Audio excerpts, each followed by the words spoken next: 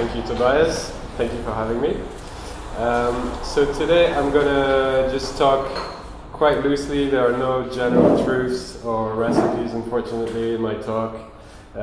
So I won't solve your problems, but I guess I'm just gonna talk a little bit about what I do and the process that I'm in, the PhD process, which is basically an opportunity for me to try and unpack these practices of speculation and critical design and what it actually means for me. So there's been quite a bit of talk about this SCD acronym, and I have to say I'm not too sure what to make of it. So in a sense, like, what does a documentary about historical reenactment, a workshop about future products, a bunch of robots that eat insects, and some working prototypes of drones all have in common? I'm not quite sure where this kind of cloud begins and ends.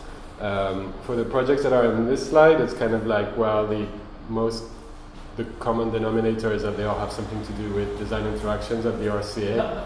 But apart from that, you know, like, what's the kind of use of this term, if any?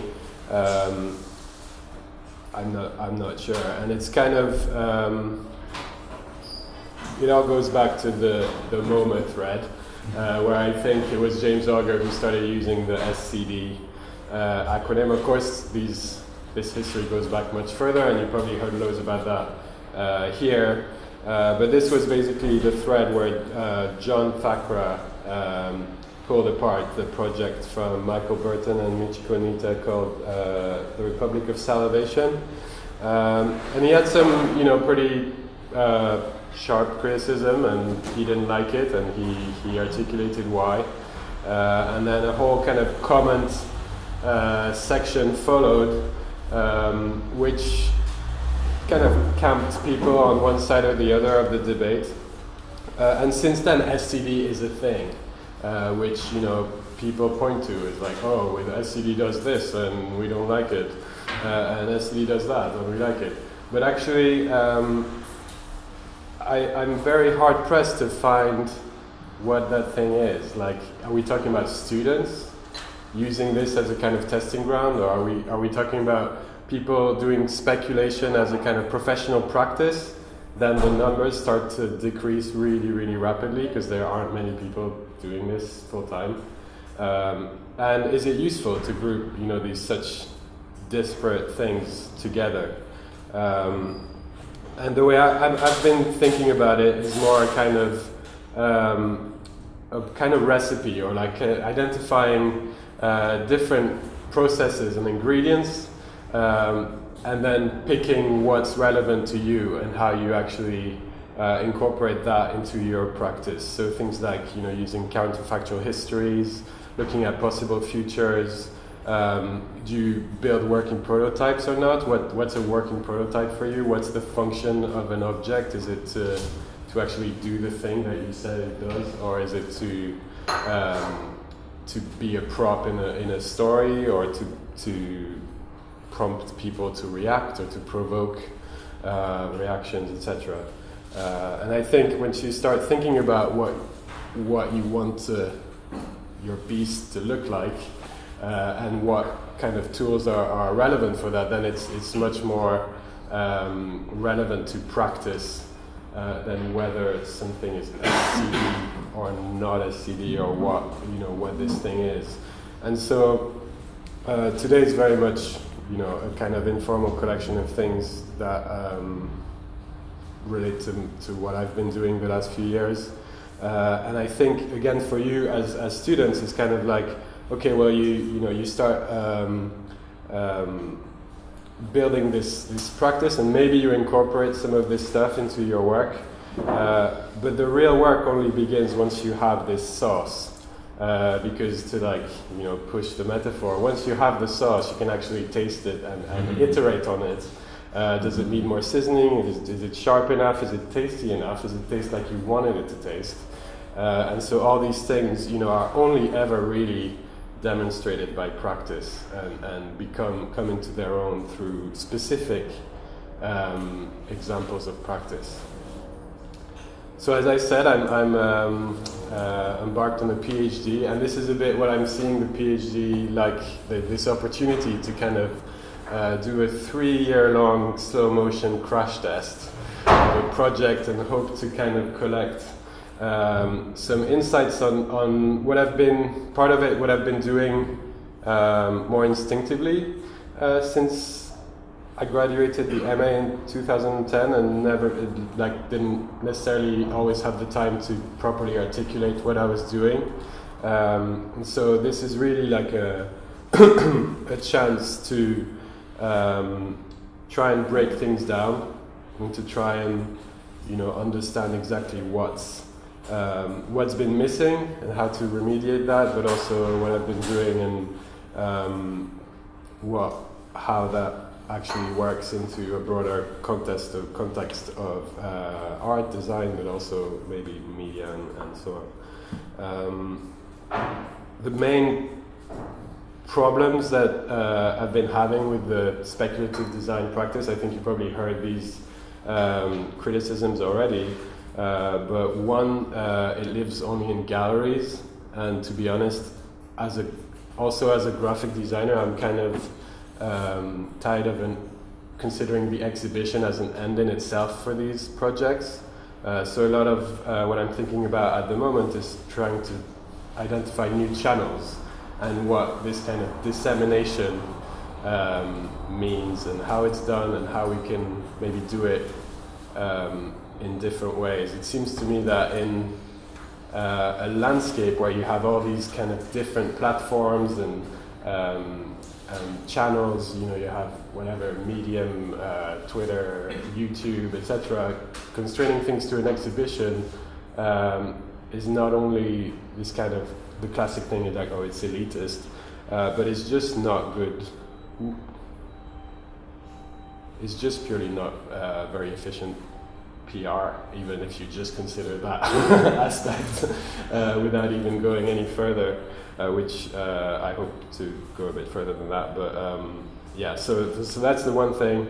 And so because I'm just barely at the end of year one, I'm also mainly concerned with this first step in the process, which the other thing I've been missing is basically all these projects have these huge amounts of kind of background research and kind of process behind them, but then you try and encapsulate it all in an object, and that's a kind of weird balance that it's like, oh, I've created this thing, but actually look at all this really interesting stuff and rich, complex things that I've found out which are not in the physical design props, outcomes, or whatever you're making. So these are kind of the two things I'm going to talk about, mainly again through just my own practice, my own sauce, if you want to call it that. So as Tobias said, my background's in graphic design. I actually studied typography in the Netherlands, and then I worked for a while in kind of interactive design, I guess you can call that, making things for the web and things that reacted to music and making visuals in clubs and stuff, because I was young. And then I started the MA at the RCA in 2008, and that's where kind of things shifted around. So I started being interested in science and technology as a subject rather than a tool to make other stuff. So it kind of shifted my perspective, and then since 2010, I've been practicing mainly in between these two places. So at the RCA, I've been teaching and running some research projects, and at Microsoft, I've been working mainly on a modeling tool for biologists, which I'll show you in a minute.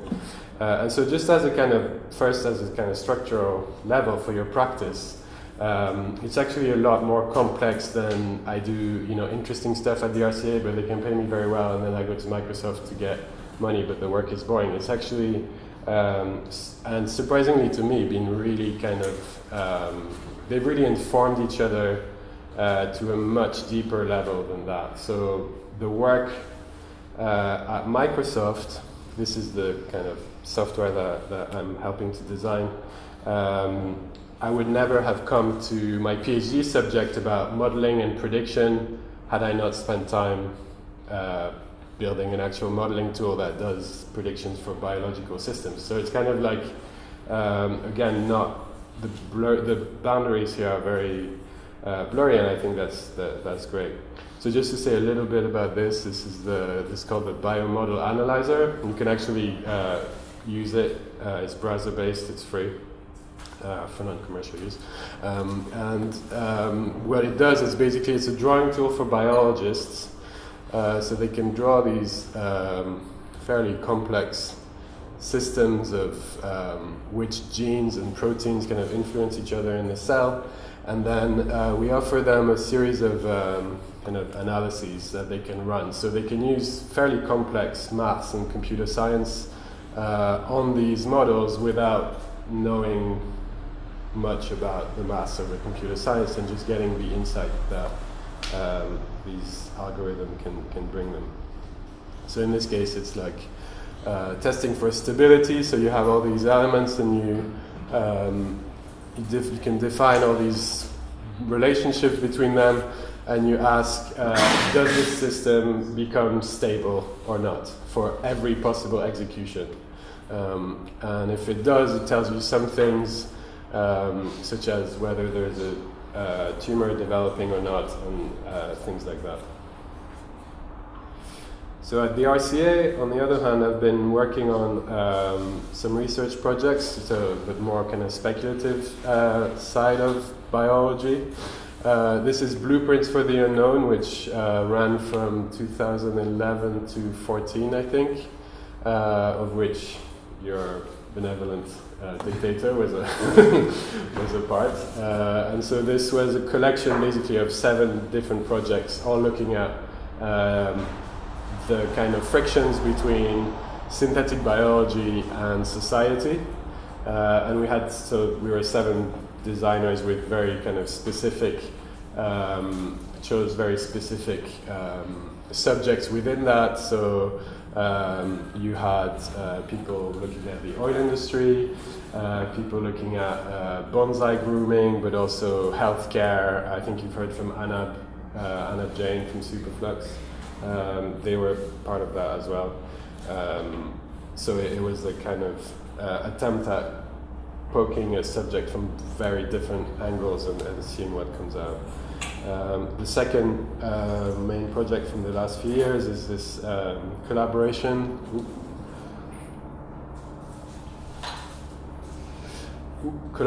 with Bath University, bioengineering. I'll say more about this in a bit, but it was basically Bath bioengineering Isha Data from New Harvest. They're an NGO promoting cell agriculture and alternatives to meat. And myself, and the brief was basically a grant from the Royal Academy of Engineering to help engineers consider the deeper implications of their work. And in this case, it was around this idea of like growing meat in the lab. So I'll say more about this in a minute. But so basically in this year 1, I'm kind of, in this slow motion process I talked about, focusing on this idea of this research and documentation that's behind the project. And my main goal is to actually make that an integral part of my practice, rather than the iceberg that's hidden, that never sees the light of day. So how does design practice how can I leverage design practice to dig into existing, without even going as far as speculating, but just as a way to document our relationship with science and technology.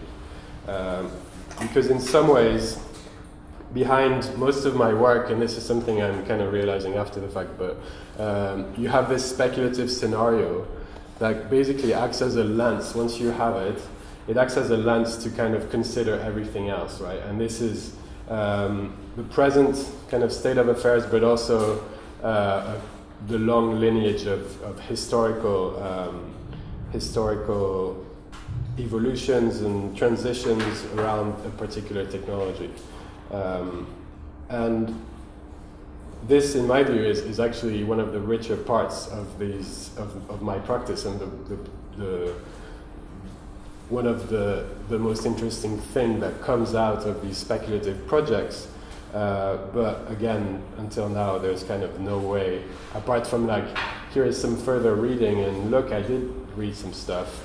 This is not an actual part of the practice. So this is what I'm looking to show, that the act of speculation is not just like happening in a bubble, just as the technologies are not coming up in a bubble, but that they're actually, trying to extend a kind of lineage of roots throughout the history and the present day. So this is my MA project called Acoustic Botany, and it was a proposal to modify plants genetically to make sound or music. But what it actually was a way, so through this, so this is the proposal that's here. And then all of this stuff is actually an inquiry into our aesthetic relationship with nature, right? So at a time where like all this stuff about GMO is being debated and whatnot, I found it actually very useful to go back and find stories like the Semper Augustus tulip. Has anyone heard of this? Okay, so this is a tulip. In 17th century Holland, there was basically a big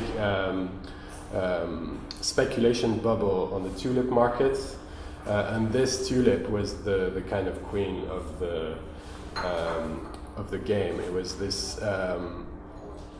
People didn't know it at the time, but it was actually infected with a virus that gave us these two colored flowers, and it was so sought after that basically one bulb of this tulip cost the same price than a house in central Amsterdam for a short time. Then the market crashed. But this kind of crazy aesthetic-based speculation was very interesting to me, as well as the notion that a parasite or a virus,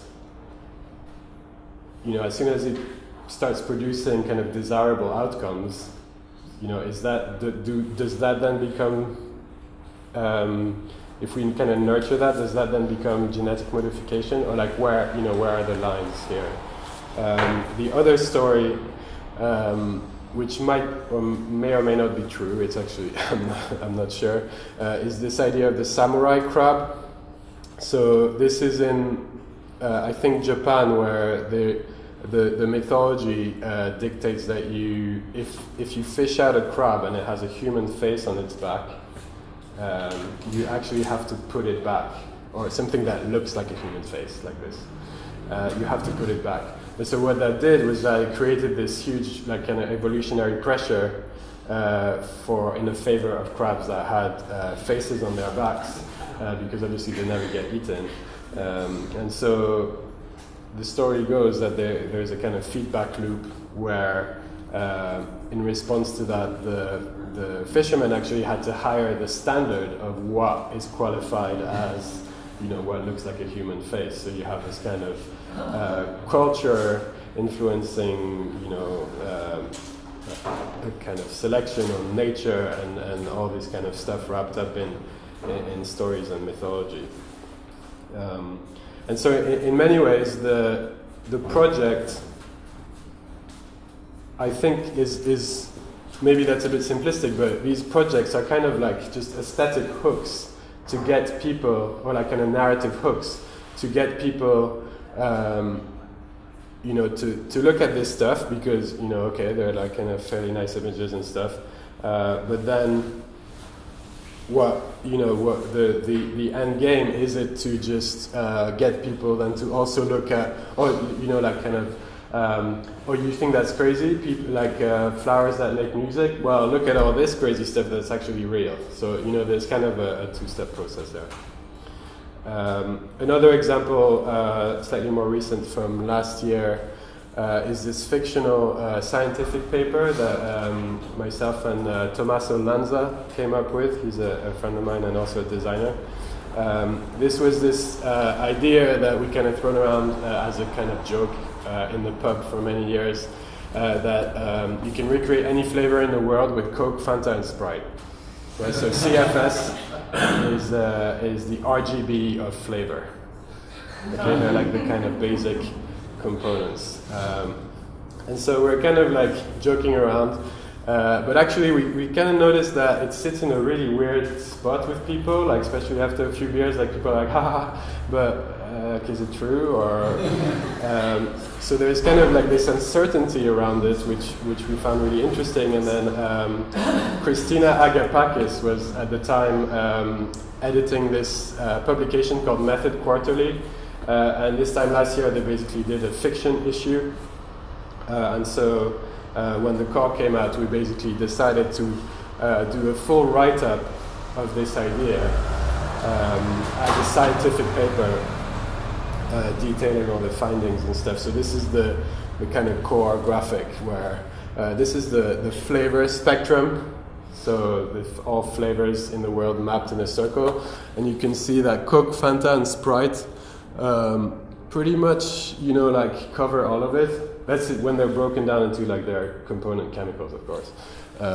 And then, so the scientists were looking at this, and there were still quite a few holes. But then they fished out the record for MSG, and then like, ta-da! It kind of almost covers. Of course, there's like one missing bit, but almost covers the whole spectrum. So this is why it's CFS and a little M. In brackets, because you actually have to have a bit of MSG with it.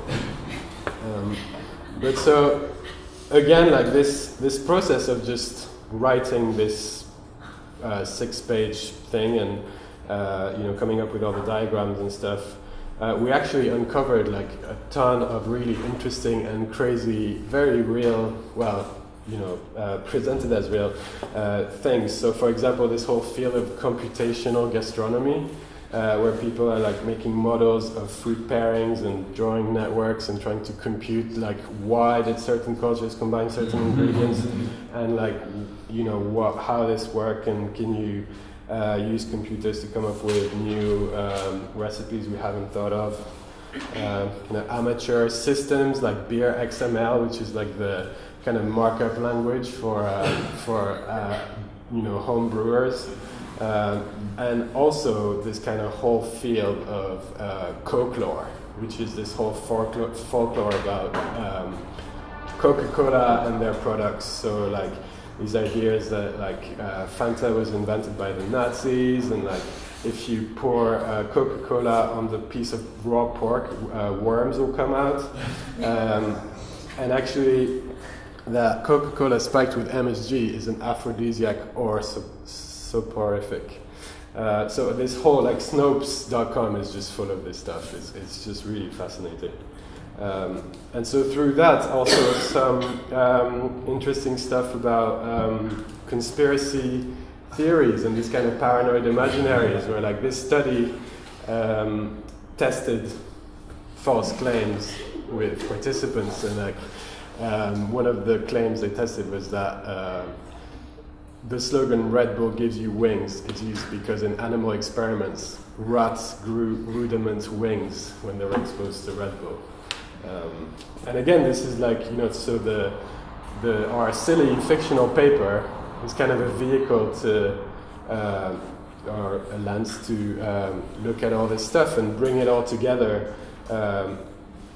in a way that we would have never have done if we hadn't had this premise of like, okay, Coke, Fanta, and Sprite can create every flavor in the world, right? We also, and this, there's a ton more work I want to do about this, but this whole like field of hoax scientific studies and the actual like question about what makes what constitutes a statistical finding in science.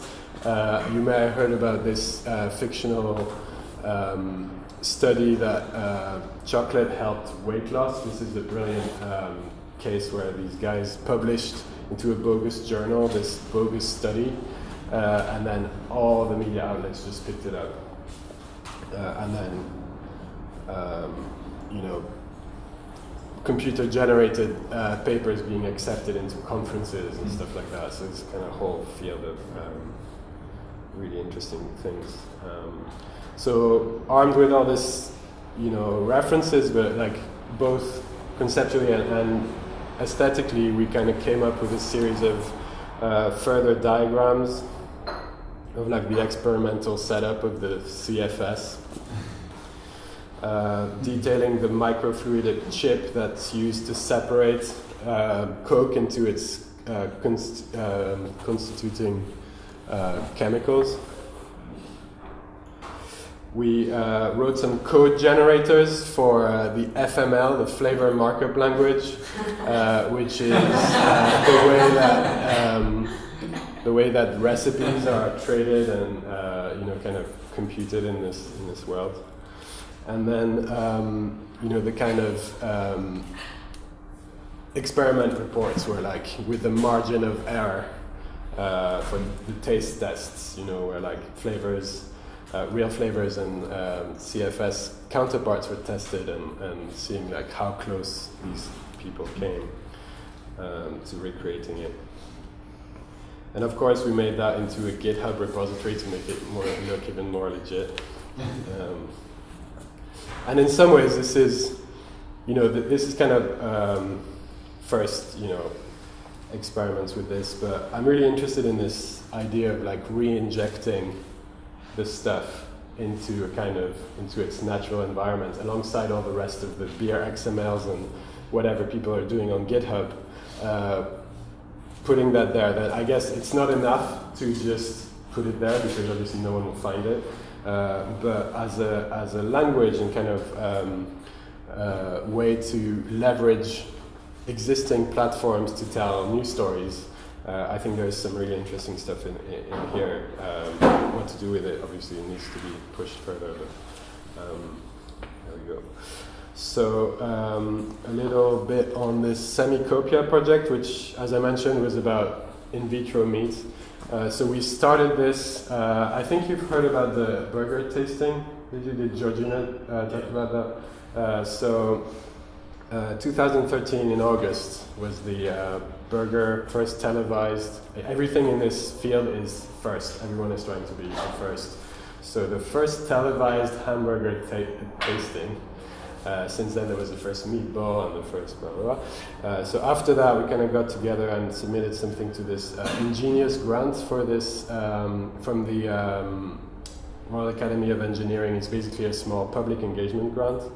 And what we did was the first part of the project was a series of workshops with engineers to kind of try and get the stories that they had into about this kind of, the frictions between the engineering and the societal aspects, realizing that all these stories were basically like science fiction tropes, that they were kind of ground level of the narrative, and then thinking about how we kind of go further than that. And so at the core of the project was this question about how do you take, some experiments that are really in their infancy and project a vision for society where animal cruelty is over and everyone is fed and all this stuff. So how does that transition work? And there's been quite a few projects already about the aesthetics of it, of this meat. How do you shape meat that's just coming from the lab? James King did some work on this, and Next Nature did some work on this. So we didn't want to go down that route. And so a contributor to the project, Ben Wergaft, who's a kind of historian of the future, pointed us to this brilliant book, which ended up being the kind of cornerstone of the project.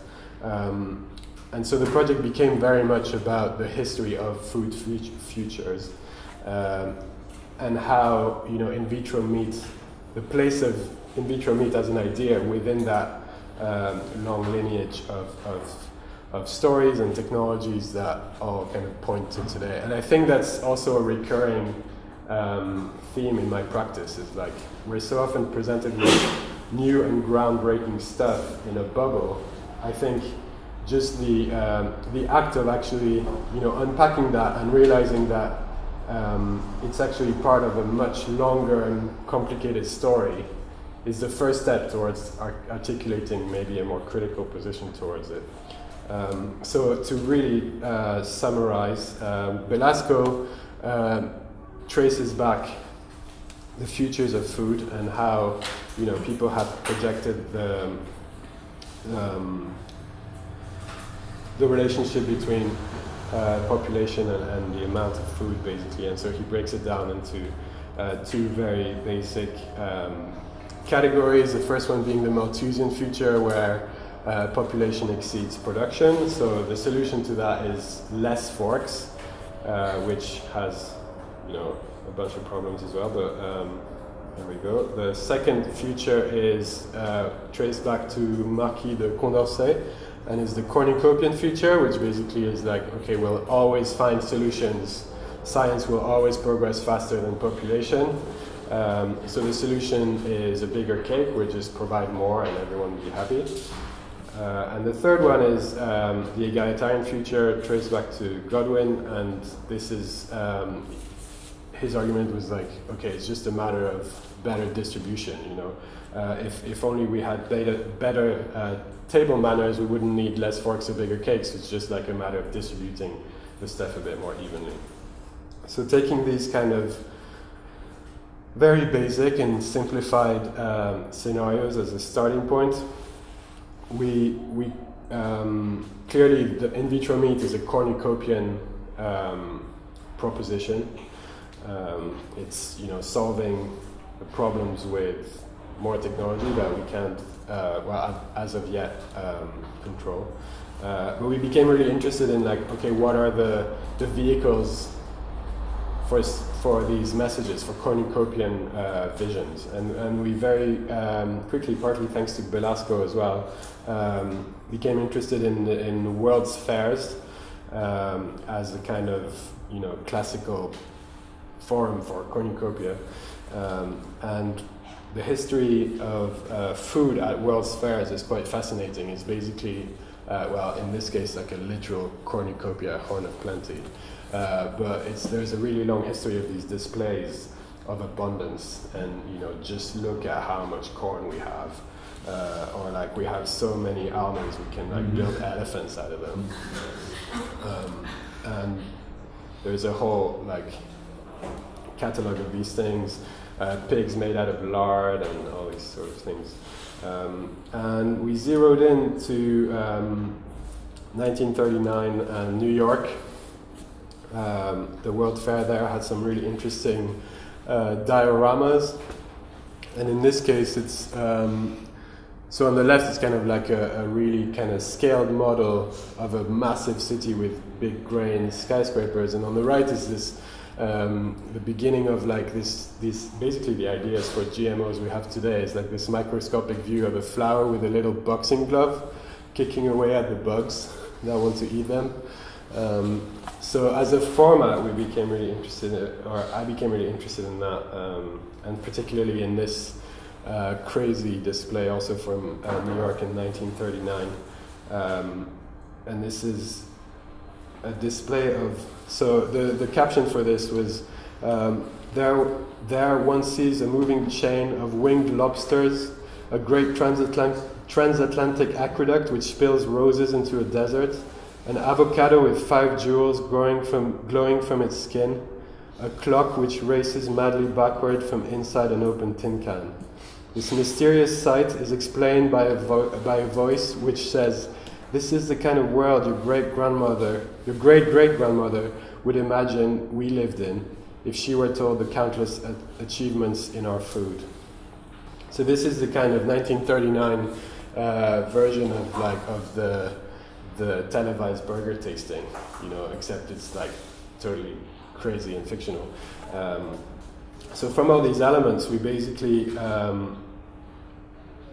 arrived at this. Again, oversimplified for the sake of the project, but a kind of recipe or a set of criteria to then imagine scenarios. So the three here are the Velasco things. And then this is another contributor to the project called Alexandra Saxton. She's a geography researcher at King's. And she's looking at notions of cultural edibility. So what makes something culturally edible? So it's not enough to, we're not yet able to produce this in vitro meat on a large scale, but if we were, then what then? How do you actually make people eat it? And she has some very interesting ideas about this notion of like presenting or absenting the animal and the production methods. So an example of presenting is like when you have a little farm with chickens on your egg box, something is presented to you, which has absolutely nothing to do with where these eggs are coming from. It's a kind of story around it. And so she was looking at insects and in vitro meat. And in these two cases, separate, like opposite things have to happen. So for insects, you have to basically abstract away the animal to make it, or at least in the West, culturally acceptable. Like you have to make it, you're trying to make it look as little as possible as where it's coming from. So you're looking at mealworms, looking like Rice Krispies, maybe that's acceptable. But for in vitro meat, you're actually doing the opposite, where you're trying to reintroduce an animal which was never there. Right? So this kind of questions were really interesting, and they became part of this aspect, this formula. Sorry. And so in this project, I was actually a lot less precious about the actual speculation or the actual scenarios that came out. It was much more about this, the fact that it's kind of repeatable. And to show this diversity, right? So in kind of opposition to this, where the World's Fairs were only about cornucopia, the idea here was to try and subvert, borrow the format, subvert it, and tell, what if it could tell all the stories, the Malthusian stories, the egalitarian stories, etc. So we came up with a series of dioramas which all have a score on the scale and kind of detail a different scenario of how this the in vitro meat may or may not come to exist. So in this case, the pressure of the market falls onto this fetal calf serum, which I won't go into too much detail, but basically one of the big problems for in vitro meat is that it uses fetal calf serum, which is basically like little baby cows in the womb, what they eat. So you still have to get that out, which kind of puts all the ethical arguments on hold for now. And this stuff is actually becoming really rare and a real problem for research labs, let alone like a mass production for the whole population. And so in this case, we imagine that the techniques for growing the cells would be scaled up, but the growth medium is actually very scarce. So all these startups are kind of competing in a high frequency trading fashion, where like all the prices are tightly controlled by this supply and demand of the growth medium. And this kind of echoes, again, real things. So I don't know if you've heard about this Mac rib.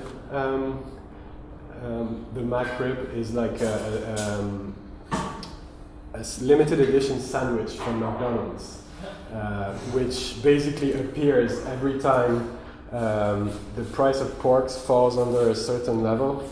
And this is like there's a great piece called the Mac rib as arbitrage, which details this. And it's basically, this, but in reality is like, as soon as it becomes profitable, they introduce this limited edition Mac rib sandwich.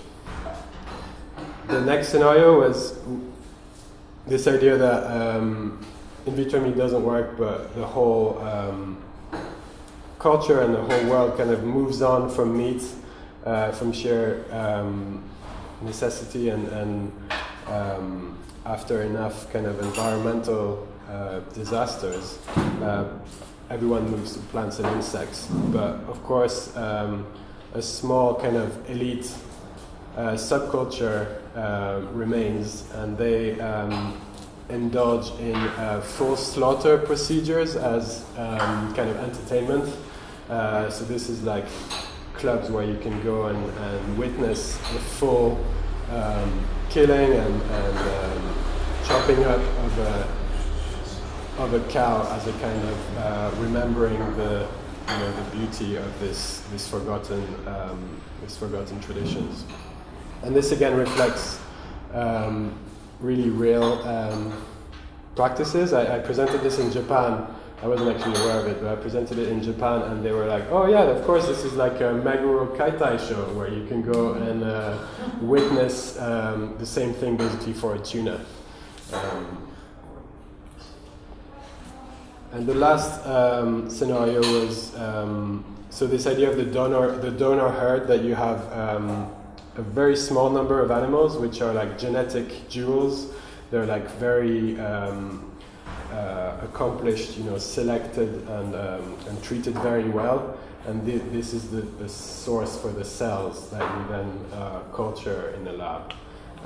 So in this case, the idea was that this kind of presenting and absenting. So you have the animals are presented, and the public comes around for drone safaris and looks at the green hills and how happy the animals are. But then the actual production is actually hidden, and the use, for example, of the fetal calf serum I mentioned earlier is kind of happening away from all that. So the whole project is documented on the website, and with this I was hoping to kind of connect these different elements in a more obvious way. So both Ben Wergaft and Alex Sexton wrote lengthy essays about the presenting and absenting, and also about the Belasco categories. And so linking that together is another attempt at kind of showing that these scenarios are nothing unto themselves, but they're kind of entry points into bigger ideas and history and things like that. And so at the moment, what I'm working on with regards to this technologies of prediction is to actually, so there is a progression here, right? So first I was doing with acoustic botany, kind of, enjoying the history, but not really integrating it. Then with Semicopia, the project became actually a little bit about the history itself. And now for this kind of step-by-step process of the PhD, I'm actually spending the first chunk of it just documenting history and trying to find relevant ways for design practice to do that. So at the moment I'm doing a history of prediction technologies. And the way I'm doing that is I'm reading some books. No. I'm just going through the literature, but how do you as a designer add something to that, right? So there's historians of science and technology that have done that work really well. And so one notion that I'm actually, it's not fully resolved yet, but that I'm using at the moment is this cherry picking through the literature and finding some artifacts, so pieces of design, and design in a broad sense, so they're objects or kind of physical manifestation, but they're also products of much bigger things like worldviews, motivations, politics, etc. So, for example, the first computerized weather forecast done in 1950 on the ENIAC computer. This was not just to see whether it was going to rain tomorrow. This was actually with the hope that if we understood and could forecast the weather, we could weaponize it. So with each of these artifacts, I'm kind of trying to see the connection between the design of the object and the designs, the intentions, the motivations, the politics around it. So things like this idea of the average man. Adolf Quetelet in the 18th century was trying to basically apply the laws of astronomy to society and find out the kind of laws of physics for society. And his idea was like to find out statistical artifacts, statistical being the average man, in order to then be able to calculate all sorts of things. And one of the things of interest to him was the propensity to crime. So this is like early predictive policing in some way, which is 200 years ago. Another example is this more recent from the 70s. This shoe computer used by Farmer and Packard, which this was in their university days, but this was in their they went on to be like founders of chaos theory. And they basically modeled the casino roulette game, the physics of that, and then went in the casinos with this hidden computer in their shoe, which they could kind of interact and input what was going on the roulette table with their toes. And then this thing would vibrate to indicate whether they should or should not place a bet.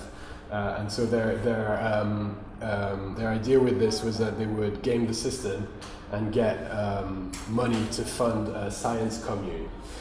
So again, you see like kind of a designed object serves a bigger design on a grander scale.